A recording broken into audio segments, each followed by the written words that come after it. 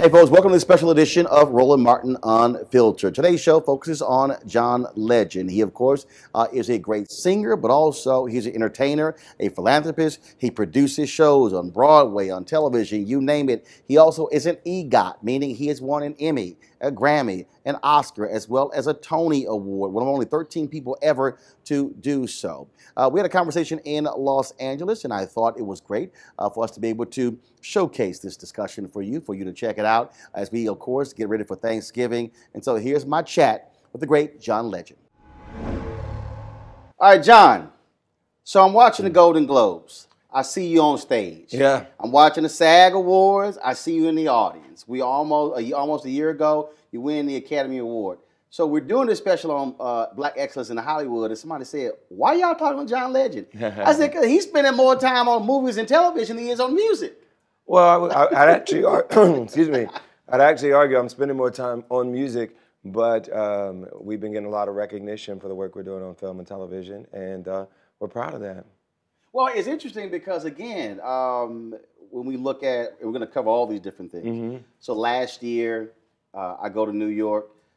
Joe Morton does his off-Broadway production about Dick Gregory. Yes, so I go there. So I'm like, okay, I see John Legend's name. Mm-hmm. So then I'm sitting here doing a interview of The House We Live In with Danny Glover. John Legend. Yeah. And again, so you made a concerted effort to go beyond music. Yeah. But to really, then of course, Underground as well on WGN. We have Underground. We have other movies in store. We're executive producers on La La Land, and I'm obviously in the cast of La La Land. So we have a few other things our production company, Get Lifted Film Company, is doing. And we're excited. We love telling interesting stories, working with great writers and directors, and trying to get more interesting stories out there. And there are a lot of folks who've been in music who want to be in front of the camera. But you're doing a whole lot of stuff behind the camera. Where did that originate from? Well, it started with one of my production partners, a guy named Mike Jackson. He was already working in TV and film. And we had been friends for a long time. And he told me that he felt like I had a lot of influence in Hollywood, particularly because I was writing songs for film and television and making a lot of relationships with people who were making films. But he felt like we could join forces and create some great content. And you know, I didn't think of it as a goal of mine to do that beforehand. I just wanted to be a great musician and focus on that. And I still really do focus on that most of the time. But when this opportunity came around and we started seeing that we were able to get some great films and great TV series put together and work with some great talented people, then we decided to really focus on that a bit. And we made some really awesome things we're proud of. Well, and the thing I think is important when you talk about this, the ability to utilize your platform and to realize that there are tremendous amounts of stories that no one else is focusing on. And now, of course, with streaming services, and of course with cable television, Yes. of course the big screen. I mean, at the end of the day, that's a whole lot of pipes to fill with content. They have. There's so many channels now. WGN America is where our show Underground is, but you know, shows are being put out on Netflix and Hulu and all these other services, and they need content. And I think that's why television and the related streaming services have been such a kind of bonanza of really interesting content lately, is because there's so many opportunities for creative people to make interesting series and interesting projects that it's been really a boon for that area of creativity, and we've really dove in on that area and had some success. Let's talk about. I mentioned earlier Joe Morton playing Dick Gregory off Broadway, Which we're moving to Broadway soon. Really? Yes. Oh, okay. That's happening. All right then. Yeah. I mean, it was, first of all, and we also just premiered Jitney, which is August Wilson's final play that had not reached Broadway, and that's on Broadway right now. And of course, Mr. Santiago gave me a call about that. Ruben. Yes. Ruben said, he said, "Man, I'm making this happen, and we just need your support." I said, "All right, just hit me up." Yeah. Now, what's interesting about the Joe Morgan piece? So Joe hit me up and he said, "Hey, I want you to come to opening night," and it was crazy schedule. And then, of course, I'm busy. Then he goes, "Dude, we're ending on Saturday. Yeah.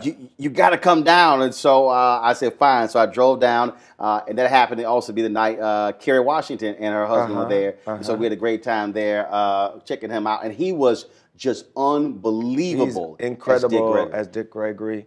And, you know, we want to give other people an opportunity to see it on a bigger stage. So hopefully we'll get it to Broadway very soon. When we talk about hits, when Underground got announced, folks were going, I don't know. Yeah. And you got all these folks sitting here saying we've had way too many slave movies, as if we've seen a plethora of movies about that particular issue. But the response to Underground was tremendous. Yeah, and I think the reason why it wasn't just a slave show, it wasn't just about kind of wallowing in the suffering of slavery, even though we have to tell that story too.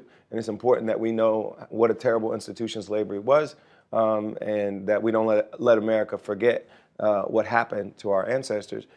It is important that we tell that part of it, but we wanted this show to not just be about that, but to be about the revolution, about the escape, about fighting for abolition, about America's first integrated civil rights movement, the abolitionist movement, and the Underground Railroad. And we believe that story would be something that would be inspiring for people. The courage of the folks that resisted and rebelled would be inspiring for people, and I think it really has been, and that's why it's caught on so well. One of the things that I think is interesting when you talk about projects, you have many people who love to say, no, we know what's best. How have you been able to ensure that your vision, the authenticity of the storytelling about the issues of the Black experience is maintained? Well, it's all about talent. It's all about who you hire. You have to hire the right writers. You have to hire the right directors. You have to hire people that are telling the story in the way it should be told. And once you start with that, and then we as producers, I think it's more important for us to protect them, to fight for their vision, make sure it gets to the people in the way that is authentic and correct. And so a lot of what we do as producers is just empowering the creatives, empowering the writers, empowering the directors, empowering the actors to tell the story in an authentic way, and then going out and fighting for them with the network, and then also selling it to the people. When an idea comes your way, take me through that process in terms of, is it something that you're driving? Is it a question of others are bringing to the table and you go, now okay, now that we've had some success, a lot of people will send projects our way, and we have a staff and a team that, you know, reviews all of them. If it's a script, if it's a pitch, whatever it is, we'll review it, and then the things that are worth my time and worth my personal attention, they'll send to me and I'll read it, and then if we're excited about it, we'll go for it. And sometimes projects are already sold to a network when we join. When we joined Underground, it was already sold to the network. But sometimes we have to go out and help sell it to the network to get it made, or sell it to a movie distribution company to get it made. And so we get involved with that process as well. And then, of course, people want my input on the music, so I usually get involved with that a significant amount, whether I write a song, which I've done for Underground, but also help curate the music for the show throughout the season. What is interesting to me, it isn't just the projects, but it's also the reaction from the audience, especially African Americans. Mm-hmm. I mean, I keep telling folks, there's nothing like Black love when it comes to how folks feel. Mm-hmm. And then if they don't like it, there's nothing like Black heat. and I think social media has been a way of amplifying all that and making the conversation very public. But it's the kinds of conversations that I think our folks have been having all along, but now it's kind of out there on social media. And I think it's really been a force for amplifying the shows when people are talking about it on Twitter, talking about it on Facebook, or wherever they're talking about it. It's been a way to really amplify the effect of the shows and then draw viewers. And you've seen that with Empire, you've seen it with our show Underground, you've seen it with all sorts of shows that have Scandal and all of all the Shonda shows. You've seen it with those shows where it's just it's viral. The conversation is viral and it's driven by us. I want to share a message from one of our partners, folks. As we transition into the holiday season, this is the time when people are starting thinking about giving and also sharing. And sometimes the best gift is when you actually present an opportunity to yourself. Give yourself your own gift. That's why our friends at Transatlantic Real Estate have created an investment opportunity for the everyday investor involving legal marijuana and crowdfunding. Now, we all know that legal marijuana has created one of the fastest growing industries in the country, no pun intended. Also know that crowdfunding makes it easy to be an early investor of an opportunity, but it gets even better.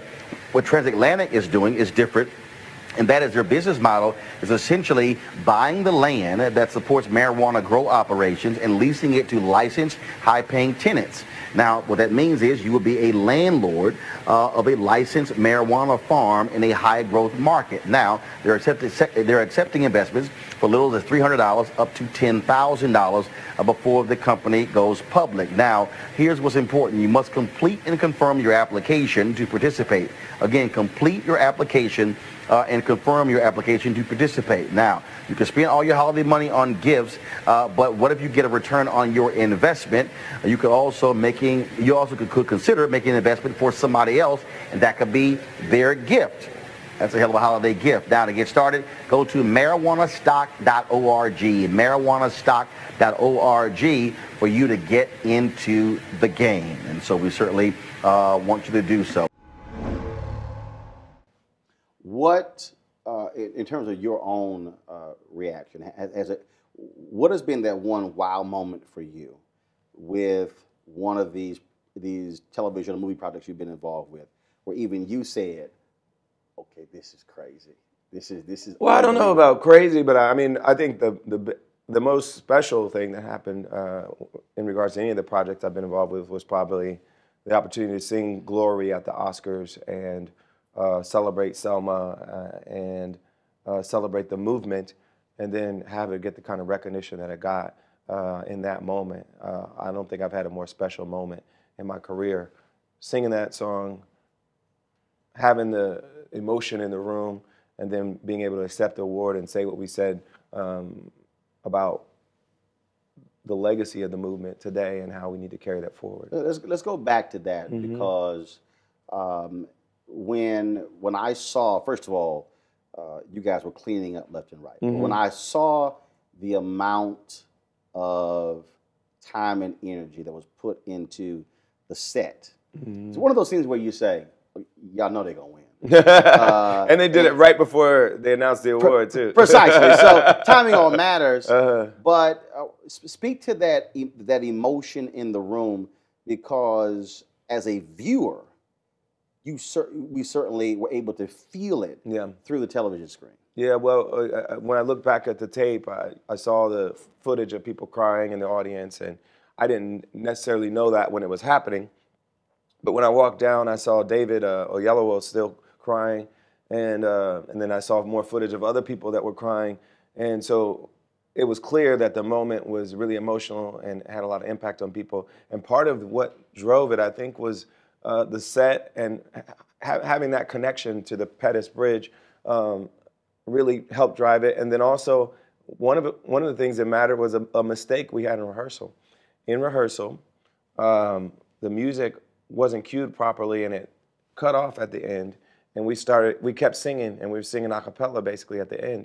And I was like, wow, that actually sounded really cool. Let's do that a cappella section at the very end of the song. Really? And it just made it even more powerful and more special. And I think that so that was a mistake. That was a mistake in rehearsal that became an arrangement choice by the time we played it live before the show. See, God has a way of ordaining exactly. these things. You know, it was a perfect mistake. When I listen to, I mean, first of all, I play the song all the time. Mm-hmm. And when I listen to the words of that song, mm-hmm. and you looked at that year, 2016, mm-hmm. presidential election, last year of Obama's presidency, and all of a sudden we now are in 17. The song, in essence, represented, I would say, a call to arms, if you will, yeah. for this generation. When every time I hear comments say, freedom is like religion to us. Mm-hmm.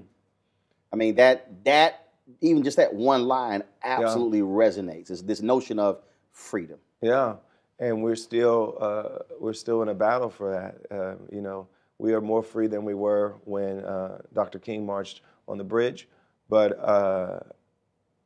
we haven't gotten to the place where everybody's free.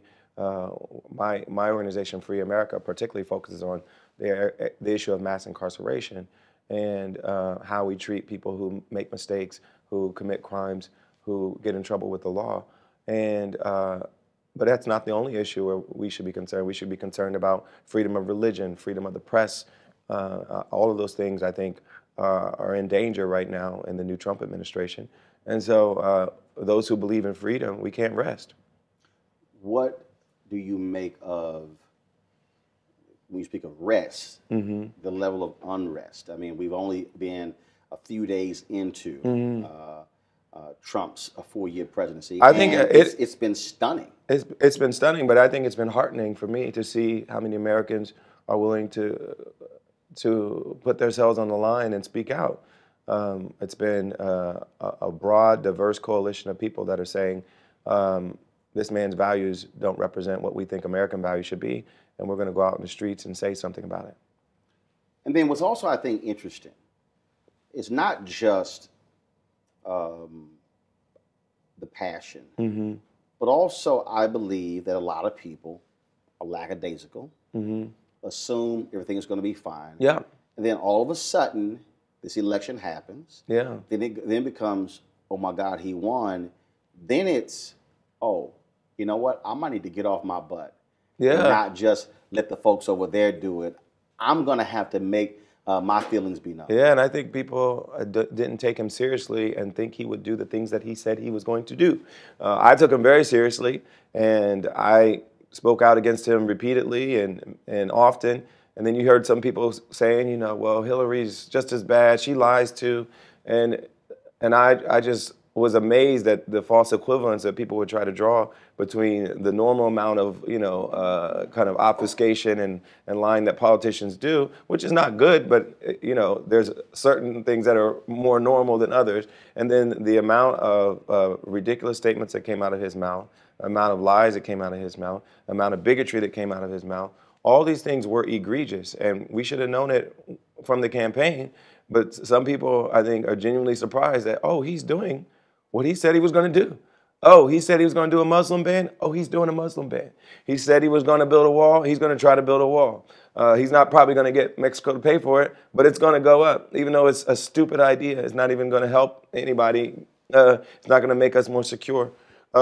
He's going to do it. He said he was going to do it, and he's going to do it. And so now that we're kind of shell-shocked and seeing this actually happen, I think the proper response is what people are doing, is getting out in the streets and protesting. But the next response has to be political action, which means working on the state, local, and national level to get politicians that will oppose what the president is doing right now.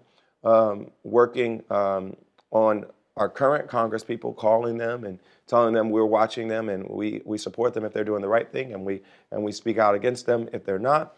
And we have to be engaged beyond what's happening in the street. But I think what's happening in the street is a good beginning to what we need to do. See, I think that piece is what's critical. I often remind people what Dr. King often said, that look, the march was one thing. It's what you do after the march. And I think a lot of times people get so excited about the event. Yes. Oh my goodness, we got together and it was and that's important. People, it was the signs. It's important. But like with the Women's March, what I appreciated what they did was the data collection. That is, look, we're going to need you testifying before hearings. Absolutely. On a local, state, national level. We're going to need you when it comes to fundraising, not just coming out for this one day. Democracy is participatory.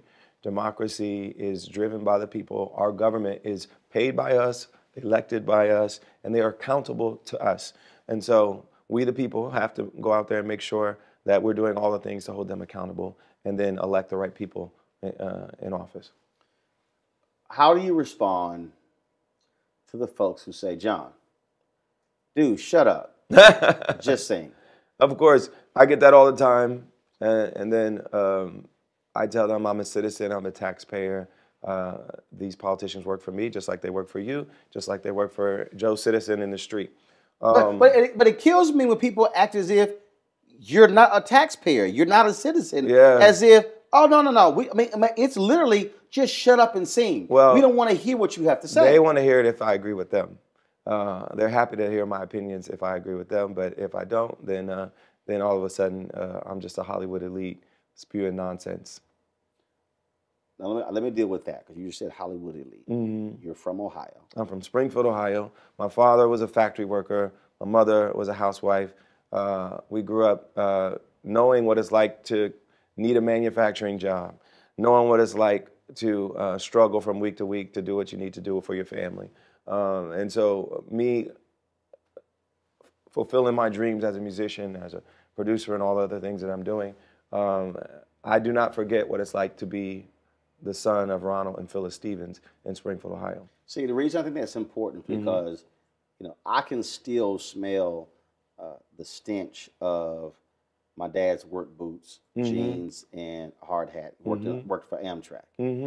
Mom, insurance claims, sat in the office 8 hours a day. Both of them never made a combined $50,000 a year, had 5 kids. Yet, during this election and really after, when all I kept hearing was working class, they were really saying white working class. You were talking about the white working class. I said, wait a minute.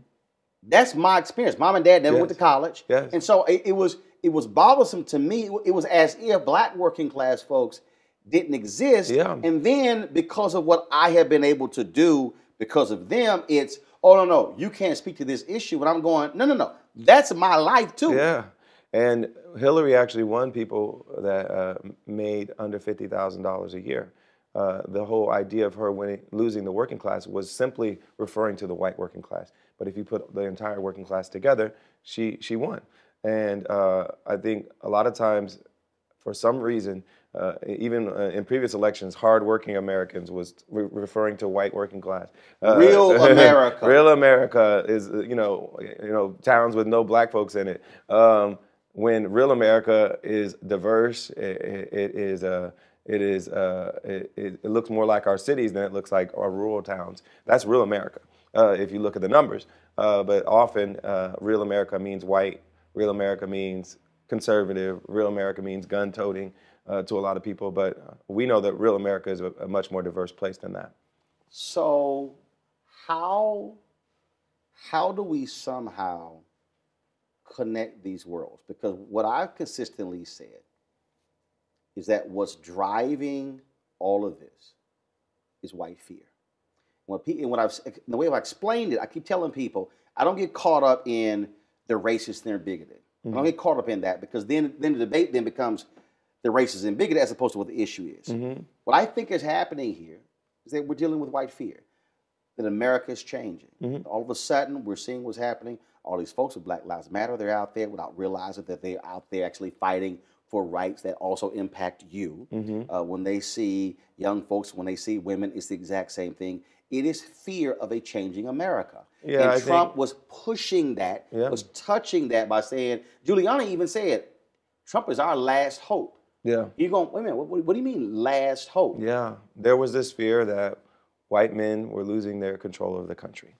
And that fear, I think, drove Trump. It drove a lot of the conservative movement, the Tea Party movement. Every time we've seen advances in American history, we've seen some of that backlash before. We saw it after the Civil War. We saw it after the Civil Rights Movement. We saw it... Black success always followed by white backlash. Yes. We saw it now with the election of the first black president.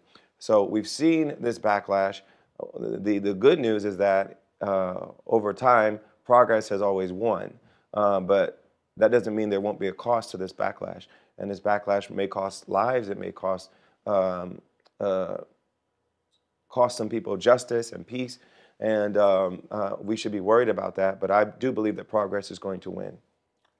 How do we bring these various worlds together to make folks realize you don't have to be fearful, but understand that you're the same economic condition as that brother or sister who's in an inner city? Yeah.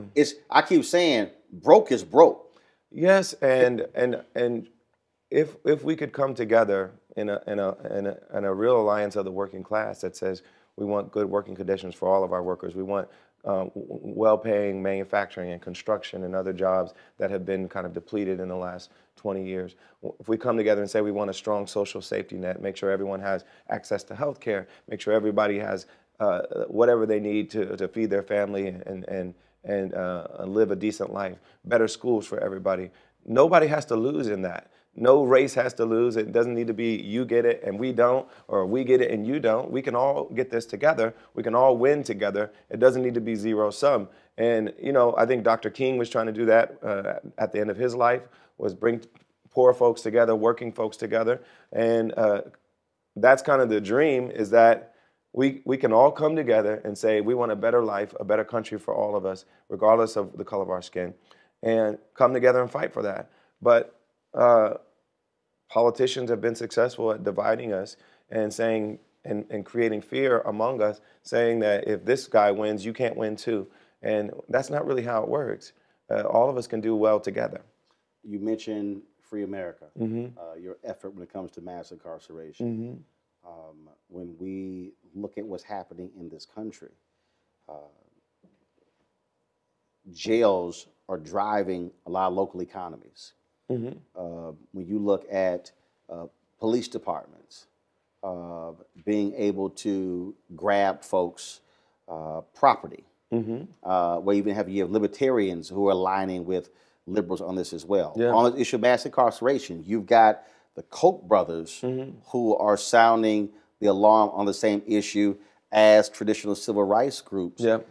This is an unsustainable effort in this country, yet it's hard to get people to let go of the law and order, lock them up, throw the key away. And I'm afraid the pendulum is swung back to the law and order, supposedly law and order crew. And I think Trump's entire message has been one of authoritarianism and fear-mongering.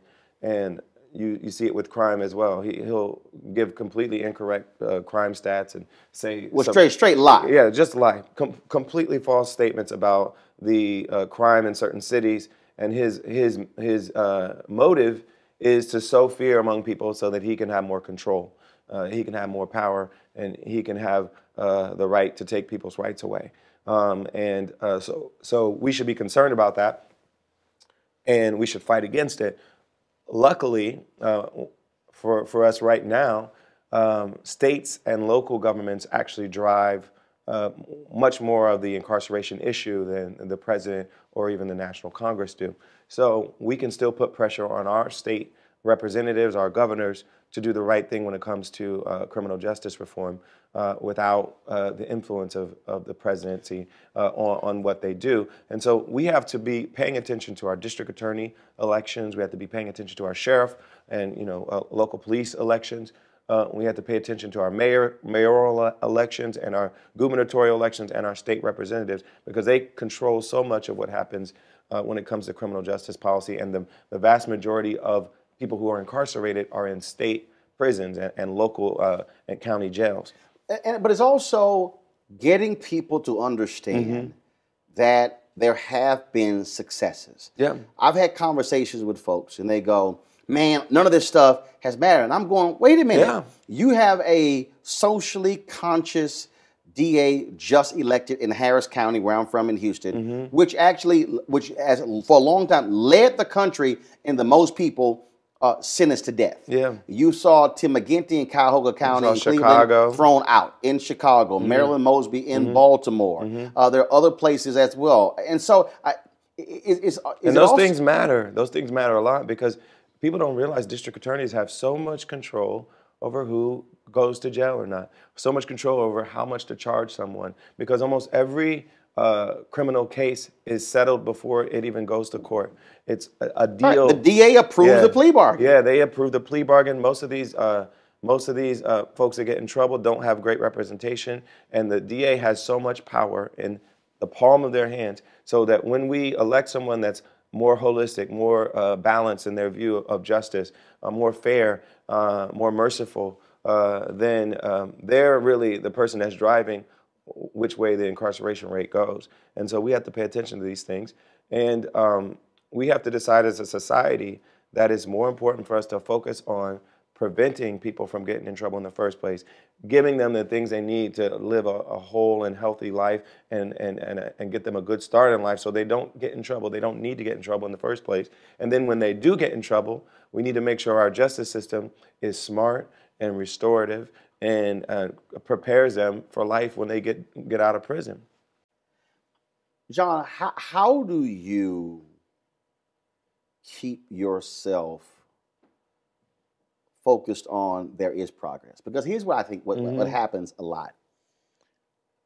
Folks believe that we should be doing more, we should be much further, and folks get frustrated. Yeah. And I've heard this from a lot of Black Lives Matter activists. I've heard this from other people, and I'm constantly trying to explain to them, you have to celebrate every one of these successes because that leads us on the road to improvement.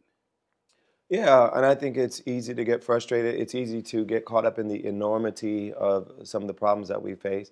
But we need some perspective. We need to realize that when we have accomplishments, they're worth celebrating. And even looking at the overall arc of what's happened in the history of this country, clearly progress has been made, and it's been pretty monumental progress over the centuries. And so we shouldn't forget about that. We shouldn't lose heart. That doesn't mean you don't work hard. That doesn't mean you're not passionate. It doesn't mean you're not engaged. It doesn't mean you're complacent. But it does mean you see the value in working. You see the value in struggling because you're actually getting some wins. And so when we accomplish things on like a state level, we get a district attorney elected that we think will be the right person for the job. When we get some propositions passed like we do here in California to make our criminal justice laws more sane and more reasonable, when things like that happen, we should be happy and we should celebrate and know that there is a reward to the work that we're putting in. The road forward, earlier you talked about, I mean, look, it's 4 years of Trump, and people are protesting and they're pushing.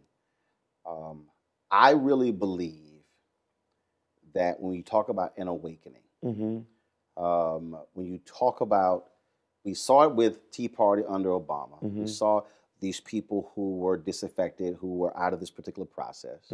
We saw it, frankly, the number of white working class folks in rural America who came out in huge numbers for Donald Trump. I really believe that what we are about to see is not going to be a 2 to 4 year issue. I keep saying we're about to see what I call a 30-year battle, because by 2044, the numbers show no one group will be a majority race in the country. And I just think, and I keep telling people, prepare for a sustained generational battle, because this is literally going to be a fight for the heart and soul of the future of America. And it's not a battle between people of color and white people. It's a battle between those who believe America should be inclusive and diverse and equal for all, and those who don't. Who want to go back to the old days of how things used to be, which were not good for us. And the truth is, our side is going to win because there's more of us. Even in this election, there were more of us. Trump won because of the vagaries of the Electoral College, but that's not sustainable, I don't believe. With a small smidgen of percentage of voters going Hillary's way in 3 states, she would have been the president and had a 3 million vote lead in the popular vote. So I think we should realize that we're on the right side of history, and that our side will win, but we have to fight and we have to be out there doing the work. Let's talk some fun stuff. Let's talk music. So we talked about Hollywood, we talked about politics, all that sort of stuff. Let's talk about music. What does it do for you to sit at that piano and just allow things to happen? Well, really what's happening when I'm doing that is I'm writing, and I'm writing a song, and I'm trying to create something new out of nowhere. And it's a beautiful feeling when it comes together. And the process of getting there is really fun for me. I still love it more than anything else I do. Writing a song is my favorite thing to do.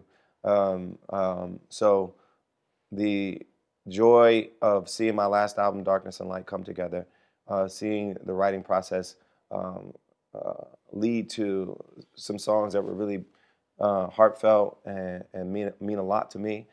It was a really wonderful process. I sang about being a new father. I sang about relationships. I sang about how I want to see this world evolve. It was beautiful to have that process of writing and then to see it all come together in an album that I'm really proud of. For me, what I love is the process, because I think about, as somebody who's in media, I've written columns for years, and it's sort of the exact same thing, where something will spark you, and you might be in mid conversation, and literally you just sort of drift away, because you're now focused on it. And so I asked every songwriter this, and so Will Downing told me. I remember I interviewed him once, and he said that he had made love to a woman, and he said it was so amazing that he got up and wrote a song. I was like, dude, you just left? And I've talked to so many different songwriters, and they just, different things move them to write and create. So for you, give me a couple examples where just something else was happening and you literally just sort of just drifted off into your own world. Well, that happens a lot for me. I don't usually, like, John? I don't usually write the song at that moment, but I will record the whatever spark of inspiration that I have at that moment. So the great thing is now we have phones that record everything. You can write lyrics down on your phone. And so whenever an inspiration comes to me, it can come to me while we're at the airport. It can come to me when we're sitting around the house. I record it as soon as it comes to me. And I don't usually kind of stick with it for a long time at that moment. I just save it and focus on it when it's time to write again. And for me, the actual writing of the song, aside from that inspiration, usually happens in a very kind of scheduled, programmed way. I'm different than some other songwriters. I like to schedule songwriting.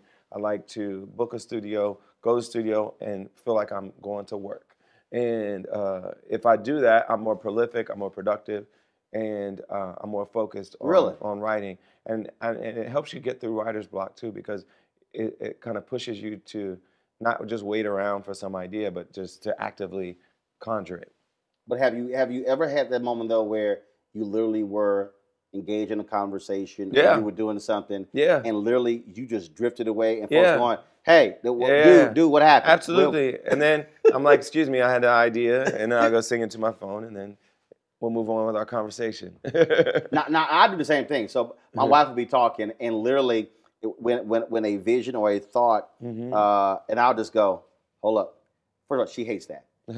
She absolutely, Jackie despises me going, hold up. But literally for me, I'll stop something because when that idea is there, my mind is just going. Yeah. I don't want anything else coming in. Yeah, because it's easy to forget too. And now you're really upset. Yeah, because you gotta remember those things, and it might not come to you again in that way. So it's great to record it, write it down. It's interesting when you talk about that, how you approach it. So when I talked to Common, how Glory came together, and he said, "Yo, John had one day to go." He said, "What? You were in London?" I was in London on tour. And he calls me up and says, Ava and I are, trying to come up with a song for the end of this movie. I don't know if you heard, I'm doing Selma with Ava DuVernay. And I had heard about the film. I knew it was being made. And I knew he was a part of it. And he told me, a few title ideas. And one of them was Glory. And I was like, that's the one I want. That's the one I'm going to write. As soon as I got off the phone with him, I literally came up with the chorus for Glory almost exactly to what it is now. Right after I got off the phone with him, sang it in my phone, and sent it. Then I went to the studio and recorded it like a day later, and sent it to Common, and he and Ava really loved it, and he wrote verses for it. And he said the moment he heard you say, one day, when the morning comes, he said, that was it. And then on his side, it just took off. Yeah. And we wrote something really special and meaningful, and it came together really quickly. And I'm just glad he asked me to do it with him. It worked out pretty well. Yeah, because you picked up a few statues along the way by doing that. It was good. Isn't it also a testament to answer the phone? Yeah. Yeah. Because you could have said, dude, I'm really busy. Yeah, and I think it's a testament to answering the phone and responding when you get a call that's important. And it's a testament to also our friendship, because we've been writing together and performing together for a long time and have a lot of respect for each other. And so whenever he calls me, I'm willing to do something with him and collaborate with him. Oh, yeah, he called you now. You're like, there might be another Oscar. This phone call. Yeah, so, I think it's been a mutually beneficial friendship and working partnership for us. When we think of music, it's so funny. I tweeted something. I have no idea. First of all, everybody knows who on social media. I love music. Absolutely. I like when you tweet out your playlist and everything. About 9,000 songs. And so I guess I was listening to Sam Cooke or Otis Redding. I forgot what it was, and I tweeted about.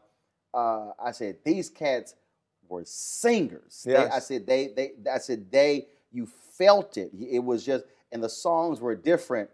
And I think I said something like, they don't make music like that anymore.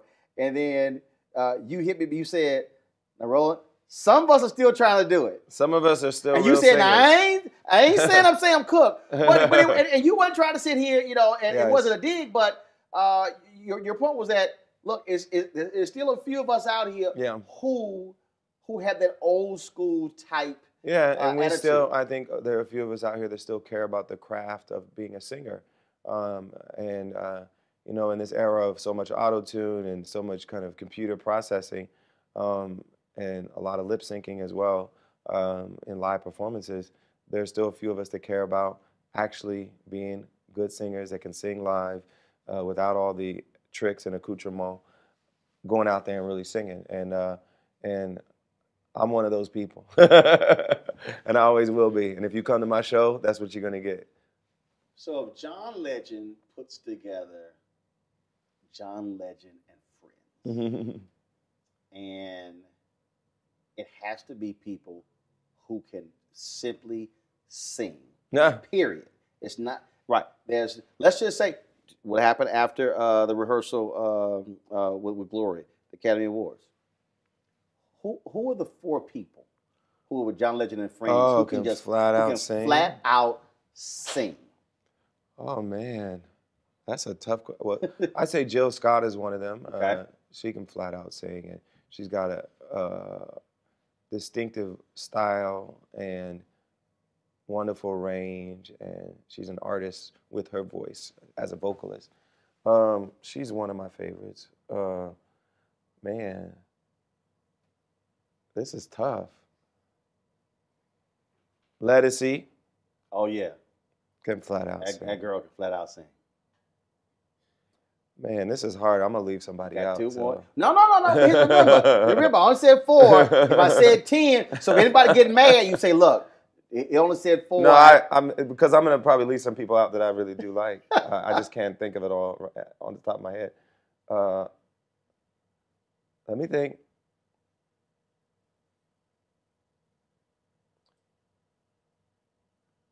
Oh man, I'm gonna leave somebody out.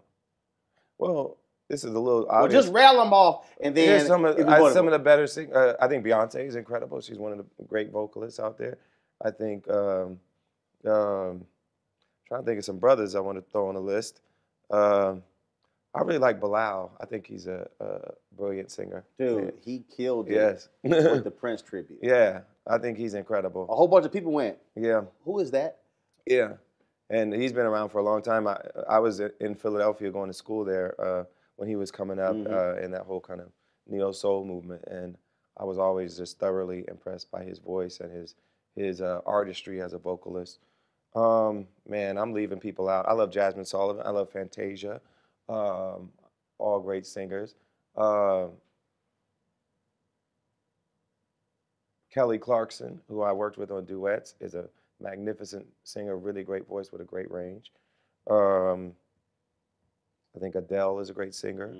I don't know, man. I'm probably leaving some people out, but those are the people off the top of my head. All Kim Burrell, you know, there's some great singers out there. Now she can blow. Yeah. She can blow. So now Yolanda sang Gloria at the White House and murdered it. and were you sitting there going, really? Did she just do? I was proud because as a songwriter, I love seeing other people sing my songs, and I love seeing her sing it. She sounded so beautiful.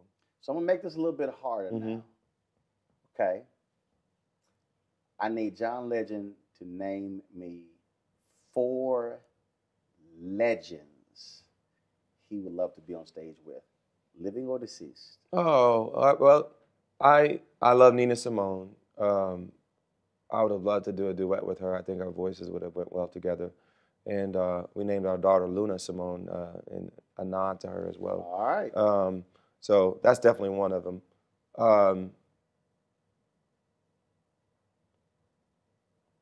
I would have loved to sing with Nat King Cole. My dad used to listen to him all the time. And a lot of my phrasing, even though I don't really sing the type of music he sang, I still use some of his phrasing style in the way that I sing. And who else? Marvin Gaye, one of my heroes. And I would say Curtis Mayfield. Yeah, just because. An unbelievable songwriter. Unbelievable songwriter and arranger. I would love to just be up, have my voice surrounded by his arrangements. It'd be a beautiful thing. Yeah. So I rarely do this. I know I have a standard rule for me. I believe a person's personal stuff is personal. So if you have a baby or you get married or you get divorced, it will not be on my show. No, because I'll focus on news. Yeah. But you brought up your daughter several times. So I want to talk about fatherhood. I want to talk about fatherhood. I want to talk about marriage. I've never had biological children, but I've raised 6 of my nieces. Yes. And I tell people, when you have had to do that, you are somebody's father. And so how has fatherhood altered who you are and what you do? Well, it makes you think more about your priorities and reshifts, I think, some of your priorities because, you realize you have a life you're responsible for.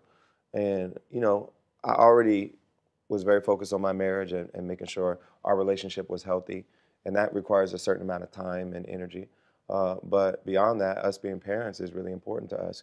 And being good parents and being present parents is really important to us. And so I try to work less. I try to only do things when it comes to work that I think are really important. And I'm in a position now in my career where I'm able to say no to certain things that I might have had to say yes to before. And that work less thing is hard because, man, I've texted you before, and I swear, I'm like, dude, are you always on tour? I'm on the road a lot. Yeah, I haven't been on the road since we had Luna, but she's going to go on the road with us on this upcoming tour. But before her, I mean, you were forever. I swear, every time I'm like, John, okay, dude, when you gonna be in the States? I mean, you was well, that's gonna here, that's London, here. I mean, that's still gonna happen. But we're gonna hopefully bring Luna with us as much as possible, depending on how much Chrissy has to work here in the States as well. So we're gonna, as much as possible, be together as a family. But we got a tour. We got to get out there and play the songs for the people, and so we'll make it work out. Has she also impacted, which we mentioned earlier, mm-hmm. what you write about, and then also things that she does, and you go, okay, I'm gonna work that in somewhere? Well, I think it gives you a different perspective, and I think in some ways it's kind of humbling. In this last album, Darkness and Light, that I just put out, I talk about some of the questions that parents have. You know, I wrote a song called "Right by You," and when we wrote the song, we didn't want to say all these declarative statements. We wanted it to be mostly questions, mostly wondering what she's going to be like, whose traits is she going to take on, how will she move in the world, what will her impact in the world be? Those are the kind of questions that we asked in the song. And I think the fact that we use questions and not answers, questions and not declarative statements, was reflective of the fact that it's a humbling experience to be a new parent. We haven't done this before. It's an awesome responsibility, and we're learning as we go. And that's certainly been a part of my songwriting. And I think it also made me more reflective in general about life, about death, and about legacy, and about what it means to do something important in the world, and will it survive your actual living and breathing on Earth? Will your life have meant something?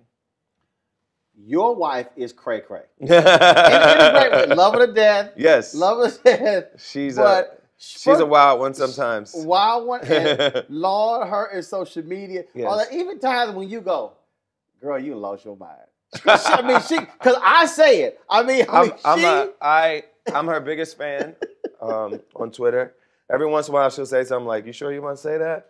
Most of the time, she'll stop herself from saying the things that I'm like, "You sure you want to say that?" But occasionally, she'll say them, and she'll post them. But she's smart, and she's strong enough to take whatever backlash that comes her way. And I think people love her because she's so real. They love her because she's so honest. They love her because she'll clap back sometimes when people try to start some mess. Yeah, she'll clap back. When they start some mess with her. And, that's part of why I was so attracted to her in the first place, was because she is that kind of person. She's feisty. She's funny. She'll tell you like it is. And I think the combination of the two of us, me being more mellow, it kind of works well together. Well, I crack up when y'all are going back and forth with love notes, and I'm going, don't y'all can text each other, and y'all, it's sort of like, we try to entertain y'all. Can we entertain y'all? Send a tweet or did I text that? I'm like, John, Chrissy, get on. We have fun on social media, and I think that's why people really love Chrissy, is the authenticity. And it's funny because a lot of brands are scared of that. A lot of people that you might work with are scared of that, but other people are more attracted to her because of it. And I think that's why she's been able to craft her own identity as a celebrity, as a personality, is because her brand is authenticity. It's wit, it's funny, it's really enjoying herself and not taking herself too seriously. So you talk about being Mr. Laidback. Mm-hmm. And anybody goes to your show, they listen to your music. Mm-hmm. And so my wife is a fan of Lip Sync Battle. Mm-hmm. and so all of a sudden, I'm watching this and I'm going, that's John? Because getting wild and crazy, you never hear John Legend getting wild and crazy. And so, because that's just not you. Yeah. It was sort of like that was an alter ego thing Yeah, where you fun. just went there. I love it, and I think that's what people love about being on the show as guests. That's why a lot of other celebrities want to do it, because it gives a chance to play another character and to kind of embody another persona. And particularly doing the Andre 3000 song last time I was on the show, I had so much fun, man. I really enjoyed it, and I always loved Andre as an artist, and I knew his style and persona. It wasn't mine, but it was fun to embody it for a second. So will we ever see a John Legend party album? I'm talking about. Well, I've had party songs. I've had Green Light. I've had other songs that were up tempo. But everybody knows my sweet spot is kind of in that mid tempo and ballad area. And and since I'm not much of a dancer to begin with, I don't focus a lot on music that's dance oriented. I focus more on the stuff that's in my sweet spot. But if you listen to my albums, there's always a range of moods and range of vibes on there. But the songs I'm most known for are the big songs that happen to be ballads, like Ordinary People and All of Me. But I think if you come to my shows, you'll see the whole range. You'll see the up-tempos, the mid-tempos, the ballads, and we try to really create a fun experience for people when they come to the show. See, but it's romantic too. It's usually date night for most people. Precisely. Yeah, and that's all good. It's like when I interviewed Courtney B. Vance. Yeah. I said, Courtney, I want to see you in a crazy, outlandish comedic role. Yeah. And he looked at me and I said, because normally he's very, And you want to see people with diversity, but at the end of the day, people are best at certain things. And that's what they usually tend to focus on. And so, I think it's important as someone who makes albums to have a range of emotions and feelings in the album. But I know what people love the most from me, and I kind of super serve them in that area. So we talked about movies, we talked about music, we talked about family, politics. I got to get your take on this. A couple of more things. Mm-hmm. You made any number of trips to the White House. Mm-hmm. Your thoughts on 8 years of an Obama presidency? Well, I think in a lot of ways it was successful in that it extended health care to millions of more people that didn't have it. People forget that when President Obama came into office, the economy was cratering. We had just had a massive financial crisis, and the stock market was in terrible shape. People were getting kicked out of their homes. People were losing jobs at a terrible rate. And he turned all of that around between the Recovery Act and the financial reform and the auto rescue. All those things were hugely important, and the country would be in much worse shape if those things did not happen. And so I think we should be grateful for that work that the president and his team did, and the Congress that helped him make it happen. We should be grateful for all those things. Did he accomplish all the things we wanted to get accomplished? Absolutely not. And were there some areas where I disagreed with him? Absolutely. But I really think on balance, it will be seen as a successful presidency that really genuinely improved people's lives and improved the country. So I want to pick up on that point right there, because there are a lot of people, a lot of black folks will get mad. Don't you dare say anything negative. Sure. But you, somebody who made a number of visits, who the president and first lady often referenced, but you made it clear there's a return on investment. There are things that we expect and are going to push you on. Right. We pushed him on criminal justice reform, and he made some efforts in that direction, and with the commutation of sentences and all these things. But truthfully, we would have liked for him and the Congress to accomplish more on a federal level. We know most of it's done on the state and local level, but there were more things, I think, that the federal government could have done, and it just didn't happen. Part of it is because we didn't have a Congress that was willing to do it, but I thought we could have had clemency for more people than the president extended it to. Even though he did it in a record amount, we thought there could have been more. Would John Legend ever run for office? I don't think so. I think I'm most useful doing what I do now, and most happy doing what I do now. And I'm political. I'm very political, obviously, and get very involved. And I think doing it not as an elected official is probably the best way for me to do it. And have they finally stopping you at the border in Canada? Because if you tweet that one more time, okay, so explain to people who are watching. We got an immigration lawyer, and I think we have solved it. I had to do my fingerprints and all these other things to verify my identity, that I'm not the John Stevens that got in trouble somehow and has a record in the criminal justice system. It's not me. I've never. So your actual name is John Stevens. My real name is John Stevens. There's another person with my name that had a record, and whatever his record was, it was enough for it to get flagged at the Canadian border. No other border in the world, by the way, but the Canadian border. Every time. I swear, you would tweet again. They make me sit in the second room, and they review my passport, and they make me sit there for like an hour, and then finally they let me in. But apparently, we've gotten an immigration lawyer to finally figure it out and fix it for us. And I'm going to be on tour soon, and I'm going to Toronto again, and hopefully this time I'll get in. Dude, every time you would tweet that, or you say, "I'm headed to Canada," I'm like, "Hey, y'all not stop." Please, Lord. This time. Please, Lord. So, last question for you. So like I said, we talked about music, movies, public policy, you name it. Is there something that you would really love to do that you haven't done yet? Oh man. Well, I think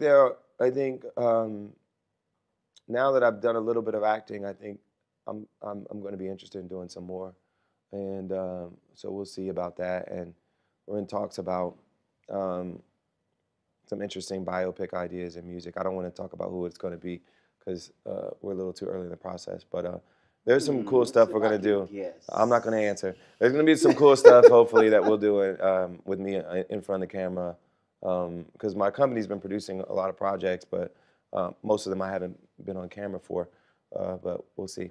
There'll probably be some more of that in the future. All right. John, brother, always good to see you. Thank you. Appreciate it. Always a pleasure. My pleasure. Folks, I certainly hope you enjoyed that discussion with John Legend. Please be sure to support shows like this by supporting Roland Martin Unfiltered by joining our Bring the Funk fan club. Please go to RolandMartinUnfiltered.com. Our goal is very simple, to get 20,000 of our fans contributing an average of $50 each over the next year. Your donations will make such interviews possible so we can remain independent, not corporately owned, and being unapologetically black. Folks, be sure to have a great Thanksgiving. Enjoy your time with your family. And again, doesn't matter what kind of big meal you have. It doesn't matter if you can't make it back at home. Simply enjoy every single day, every single hour, minute, and second. Everybody at Roland Martin Unfiltered, have a good one. Holla!